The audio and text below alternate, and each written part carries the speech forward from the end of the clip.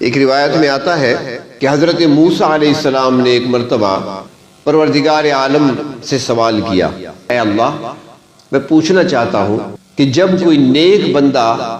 آپ کو پکارتا ہے، وہ کہتا ہے اللہم، یا کہتا ہے یا رب، اے اللہ آپ اس کو جواب کیسے دیتے ہیں؟ اللہ تعالیٰ نے فرمایا کہ جب کوئی نیک بندہ مجھے پکارتا ہے تو میں اسے کہتا ہوں لبیک، میں حاضر ہوں۔ حضرت موسیٰ علیہ السلام نے پھر عرض کیا کہ اللہ اگر کوئی زاہد بندہ جس نے آپ کی رضا کی خاطر سب کچھ چھوڑ دیا ہو، دنیا سے کنارہ کشی اختیار کر لی ہو، دنیا کی لذتوں کو چھوڑ دیا ہو، اور وہ جب آپ کو پکارے تو اس کو آپ کیا جواب دیتے ہیں؟ فرمایا میں اس کو بھی جواب دیتا ہوں لبیک۔ حضرت موسیٰ علیہ السلام نے پھر عرض کیا اے پروردگار جب ایک روزہ دار انسان جس نے آپ کی رضا کے لیے روزہ رکھا ہوتا ہے اور روزے کی حالت میں وہ آپ کو پکارتا ہے تو پھر آپ کیا جواب دیتے ہیں؟ اللہ نے فرمایا میرے پیغمبر میں اسے وہی جواب دیتا ہوں کہ لبیک، اے بندے میں حاضر ہوں، کیا چاہتے ہو، تمہیں کیا چاہیے؟ حضرت موسیٰ علیہ السلام نے پھر فرمایا کہ یہ تو نیک بندے تھے، زاہد نے پکارا تو اس کو جواب ملا لبیک،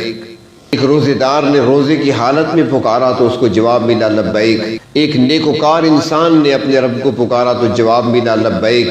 اب گنہگار کو کیا جواب ملے گا؟ تو سوال کر دیا اے اللہ جب ایک گنہگار بندہ، خطاکار بندہ، نافرمانیاں کرنے والا بندہ، اللہ جب وہ آپ کو پکارتا ہے، پکارتے تو وہ بھی ہیں، وہ بھی کوئی ہاتھ اٹھا لیتے ہیں یا اللہ، تو اللہ جب گنہگار بندہ پکارتا ہے تو اس کو آپ کیا جواب دیتے ہیں؟ اللہ نے فرمایا میرے پیغمبر جب کوئی گنہگار مجھے پکارتا ہے تو میں کہتا ہوں لبیک لبیک لبیک، ایک پکار پر 3 مرتبہ جواب دیتا ہوں۔ حضرت موسیٰ علیہ السلام بڑے حیران ہوئے اور حیرت کے عالم میں عرض کرتے ہیں اللہ جو پہلا بندہ تھا نیکوکار، وہ تو نیک تھا، نیکیاں کرنے والا تھا،